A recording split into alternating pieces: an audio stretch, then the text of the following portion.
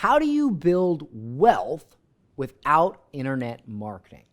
I get asked all the time, Dan, how are you building long-term wealth besides your online business? Well, that's what I'm going to cover in today's video. Plus, don't forget to subscribe to the channel so you get more videos like this as I release them each and every week.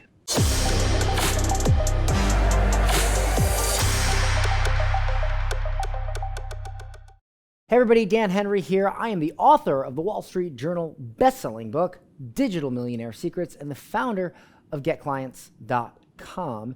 And today I'm going to talk about how to build wealth beyond internet marketing. In other words, if you have some sort of online business, like you're a coach, a consultant, you have an online course, you have an e-commerce store, whatever it is, and you have this crazy internet cash flow, because we know that when we get good at online business, it is some of the most insane cash flow on the planet, right? It's nuts.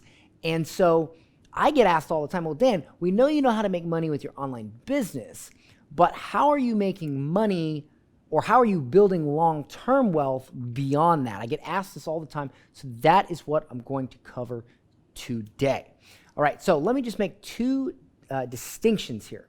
Number one is I am in the business of selling advice. I have a coaching program, I have a book, I have a mastermind. I sell, it's me, I'm the business. So for me, for Dan Henry, to be able to sell this company is pretty much it's not gonna happen, right? Or if it did happen, I would have to sell it for pennies on the dollar, because without Dan Henry, the company becomes pretty worthless. Just like Tony Robbins is going to have a hard time, if he ever wanted to, sell Tony Robbins, because it's Tony Robbins. Without Tony Robbins, it's not really Tony Robbins. So if you own a business like that, where you're the face and it's you, I recommend taking all that crazy cash flow you're getting from the business and investing it and putting it into things that make you more money, because the amount of net that I make from my info business, as some people call it, is crazy. I have had close to 7-figure net months before. It's nuts. And you know, the profit there, while insane and while just way more profitable than any other business, this is one reason why I teach people how to sell information, how to create an information business. I talk about it in my book, is because the profit margins are just incredible. You can't really sell it. And so you have to take that money and put it in something that will bring you more money. Now, if you have an e-commerce site, then you know that the margins are nowhere near as good as info. But you can sell that company, and if you sell it after owning it for 12 months and a day or more, according, at least as far as I know, to the tax code, you pay capital gains tax, which is far less than regular income tax on normal income. And so, you know, you can sell that long term. So there's a little bit different strategy there, depending on what you're doing. But let me hop over to my whiteboard right now and show you 7 ways to build wealth without internet marketing. So the first one is going to be taxes, taxes, taxes. All right?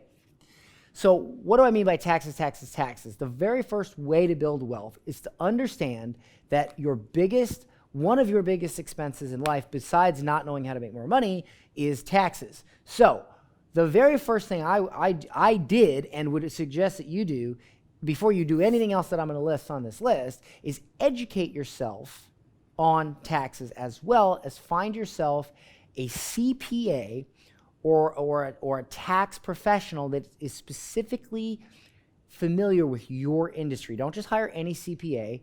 For instance, I have a CPA for internet marketing, right? Like, she works with mostly internet marketers. So that's who I work with.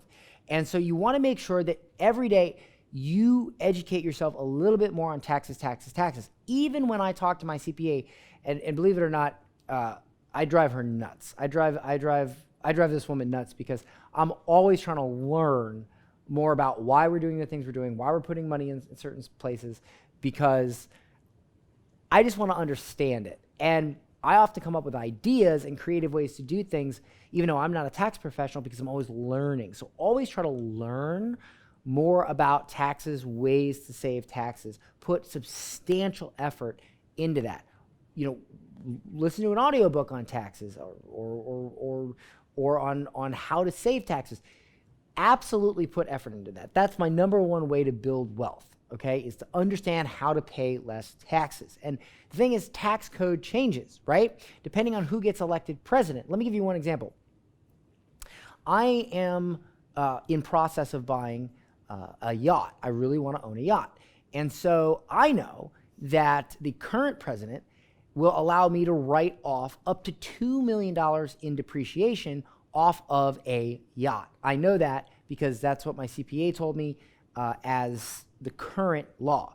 Now, I know that if the other guy gets elected, they're going to reduce that back to where it was $250,000, because when he was vice president, he was, vice president of an administration that lowered it to 250. So I can only assume he's going to bring it down to 250. That would hurt me bad tax-wise. So seeing as the election, as far as I record this video, the election is coming very quickly, I may elect, knowing that, to not yet buy the yacht until I know who's going to be elected president. Because now I'm going to go, okay, if I buy this yacht, and again, I'm buying the yacht we have this a company that I started called Millionaire Cruise, where I'm going to sell tickets to $1 million mastermind cruises and this whole thing. Anyway, the point is that with taxes is if I buy that yacht under an administration where I can write off $2 million in depreciation versus I buy that yacht off of during an administration they can only write off $250,000, that may be the deciding factor whether or not I get the yacht, weight, etc. So I would have never known that unless I constantly ask questions, I constantly study that. I would have never known that. And I would not be able to make a good decision or as good of a decision if I didn't educate myself on taxes. So no matter what field you're in, please educate yourself on taxes. Okay, so the next thing is real estate funds.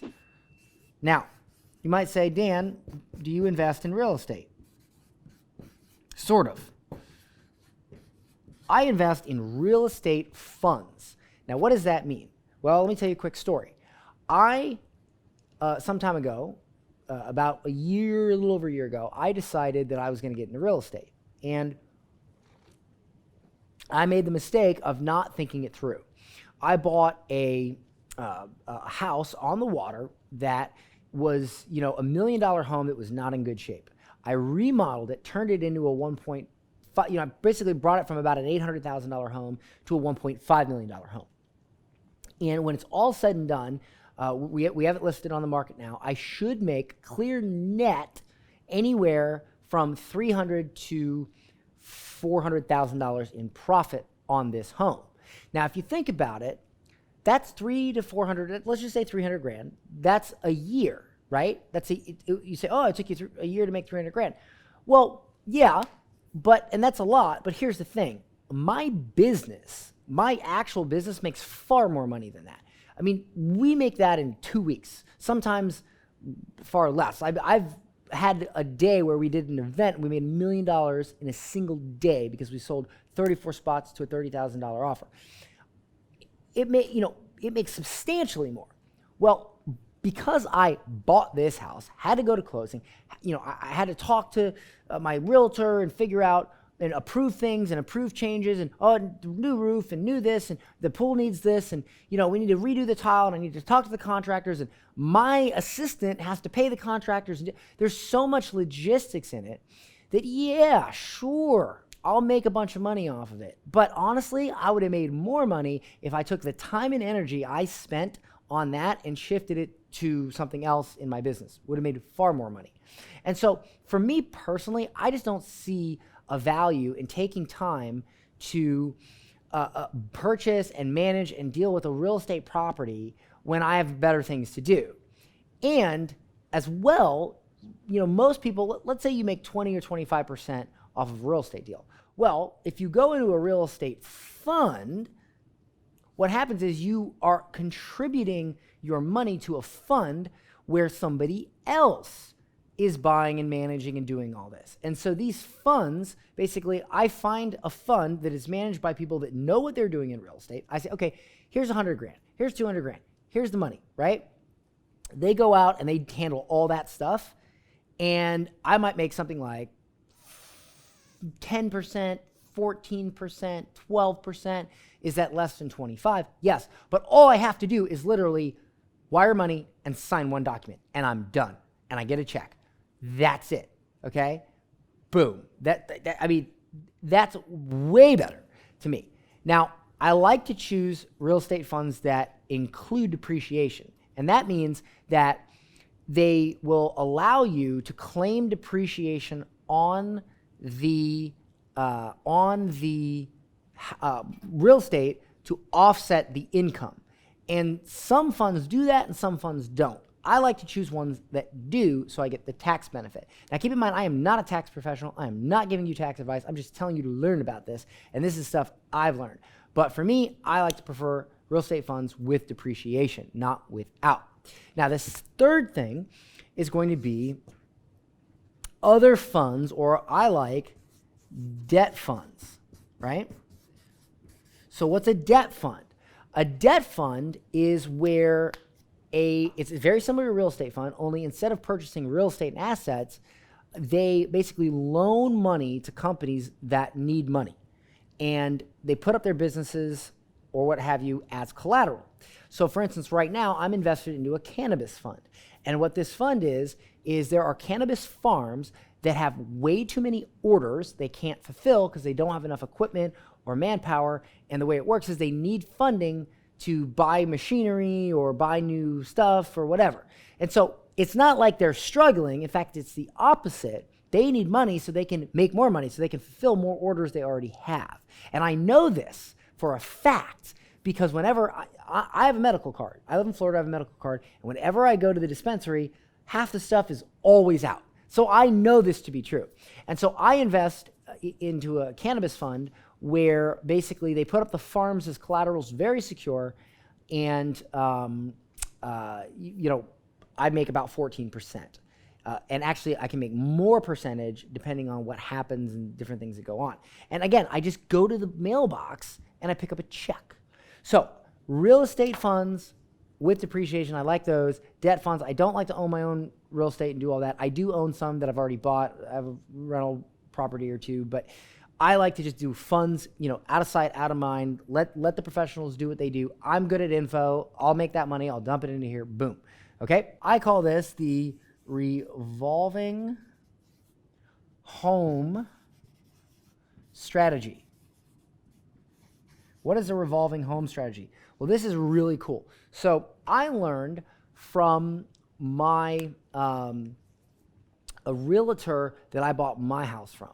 I learned that what she does to make extra money is she finds investors and she will actually have a home built at pretty much at cost, and then she'll sell the home. So she'll build it specifically for the market, not a home that somebody specifically would like, but a home that would be easy to sell. She'll build it and then she'll trade equity. So in other words, what she'll do is you'll pay the builder the hard cost, right? And then they'll take half the equity, and then you, the investor, take half the equity. So if you build a $2 million home for $1 million and you go to sell it and it's worth $2 million, the builder takes $500, the investor takes $500, boom. Now, this is a strategy that a lot of people do. So here's what I realized after I realized that I was going to sell my home is I bought my home and it's worth about $700,000 more than I bought it for now. And I learned, and again, this is what I understand of the current tax code, is that if you live in a home for, I think it's 2 or 3 years, and I've lived in that home for almost 4 years, that you can sell that home and up to $500,000, whatever you gain up to $500,000 is tax-free.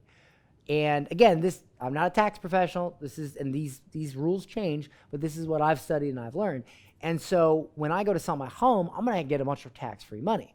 So I contact my realtor and I say, hey, can I build my own home, build it not how I like it, but build a nice home that would be easy to sell, live in it for 2 to 3 years, and then have you sell it? And she says, yes. In fact, she says she knows a guy that literally will build a home. So he'll build it under market. The market will go up. He'll stay in it for just long enough. I think it's 2 or 3 years to get that tax savings. Then he'll sell it. He'll make a huge tax-free gain, and then he'll get to move into a new house.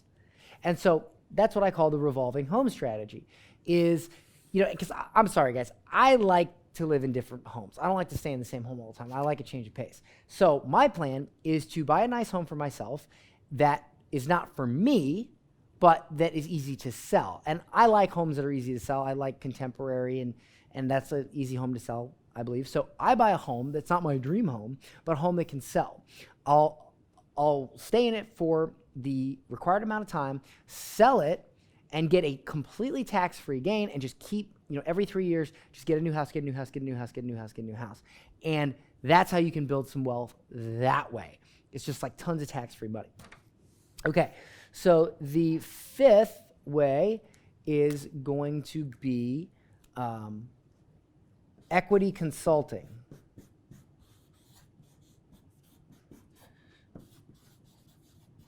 Equity consulting. What is equity consulting? So, when you become an authority in your space or you're an expert at something, your advice tends to be worth a lot. For instance, I was able to actually gain 50%.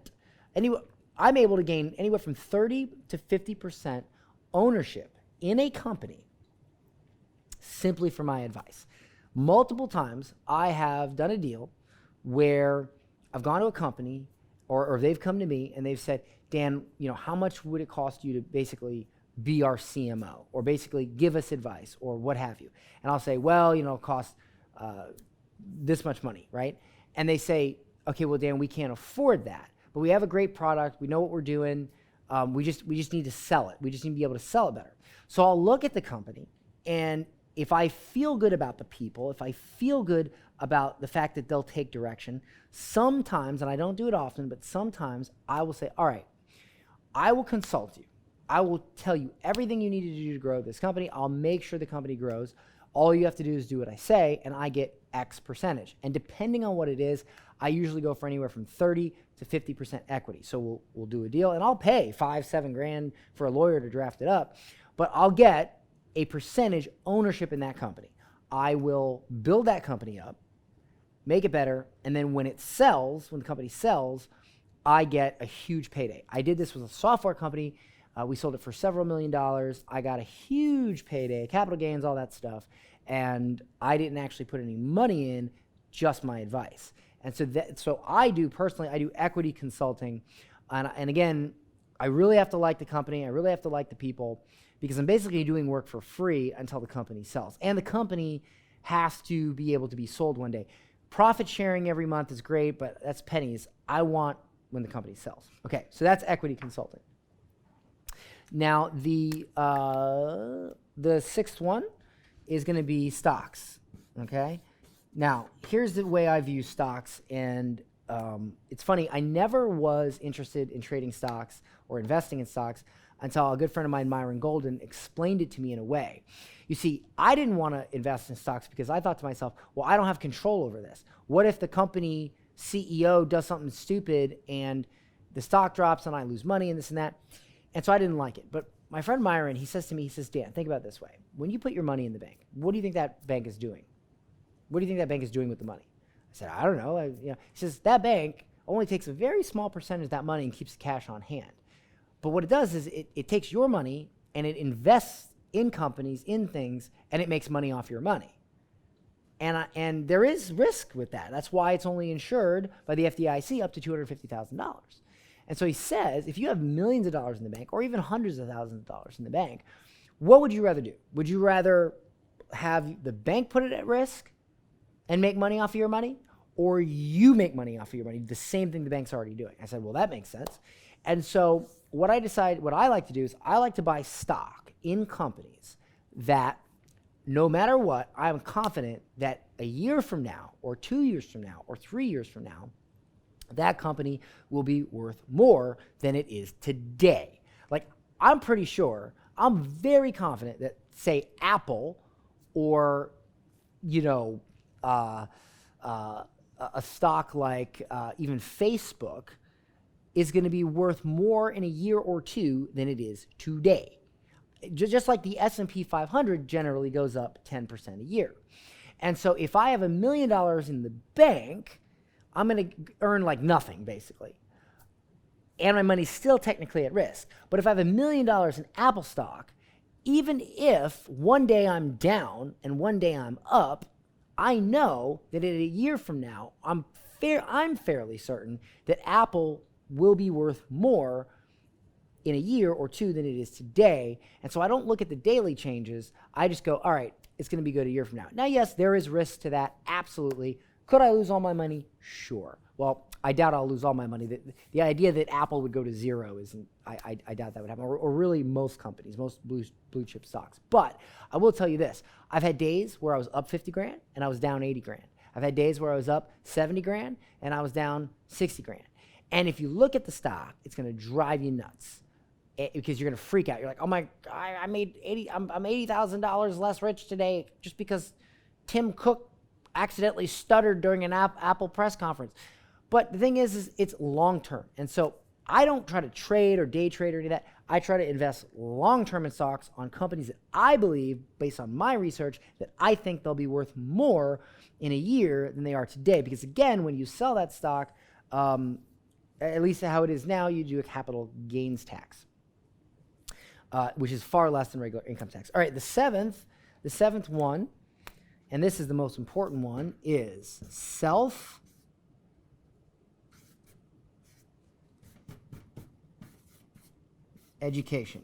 Self-education. Now, what does that mean, self-education? It's sort of similar to investing and learning in taxes. What I do is I take a substantial amount of money and I invest that into learning more ways to make money. Remember when I said that the second biggest expense in life is taxes? Well, the first biggest expense, the number one expense, is not knowing how to make more money. It's ignorance. It's cost of opportunity. So I always invest in learning ways to grow my company, make more money. For instance, I had no idea that I could make money in various ways that I've listed here. I've paid $25,000 for a 1-hour consulting call from an investor and a trader that knows, stuff about stocks and trading that just blows my mind. I invested 25 grand for a 1-hour call with this person, and a week later I made almost all of it back. So, because there's some other kind of cool stuff I do with that, which I can't say because no way I'm going to, repeat this information that I paid 25 grand for an hour for. But the point is, over the course of the past, I'd say 4 years, I've invested about $500,000 in my own education. Now you say, Dan, you invested $500,000 in learning things. You could have put that in stock. You could have put that in real estate.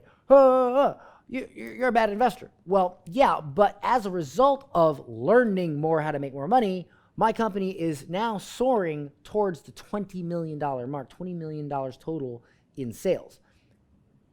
Think about that. Like, what stock can you invest 500 grand in and make 20 million from in less than 3 years, 4 years? No stock.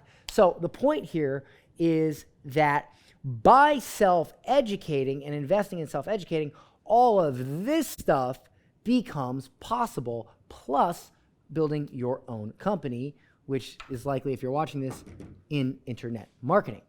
I join masterminds. I get coaching calls. I'll pay for 1-hour coaching calls all the time. If I want to learn how to better manage my team, I might pay for a 1-hour coaching call with a very competent or renowned project manager or COO and just ask some questions. I always invest in my own education, because that is the number one thing that carries the most return. Okay, I hope you enjoyed. This is kind of a long video, but there was a lot to cover here. So I hope you enjoyed this video. And if you'd like to learn more about what I do and how I build money in my internet marketing business so that I can feed these 7 ways to build wealth, then grab a copy of my book, Digital Millionaire Secrets.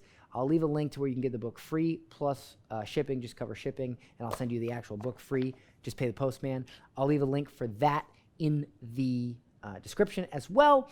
If you've already read the book and you'd like to invest in your self-education to learn how to build your internet marketing company more, then you can book a call with my team to see if we're a fit to help you. I'll leave a link for that in the description as well.